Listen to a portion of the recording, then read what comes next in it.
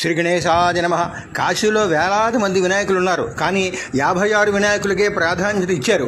మీరు నేను చెప్పే మాటలు విని రెండవసారి సౌండ్ తగ్గించి భక్తిగా 1000 కళ్ళతో చూసి ఆనందించండి. 56 గణపతులను చూడాలంటే 2 రోజులు పడుతుంది కాశీలో. మీరు గణపతి నవరాత్రుల్లో ఇంట్లో కూర్చుని ఒక్క నిమిషంలో 56 గణపతులను చూస్తున్నారంటే మీ పూర్వజన్మ ఫలం.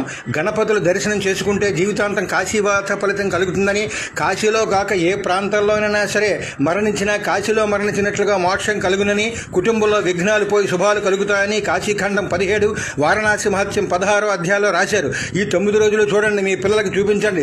రోజుకో నిమిషం చూస్తే కోటి ఫలితం ఇస్తాడు గణపతి.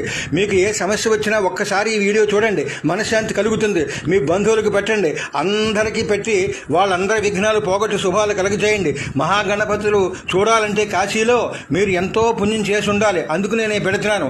సబ్స్క్రైబ్ చేయండి. జై మహాగణాధిపతయే నమః.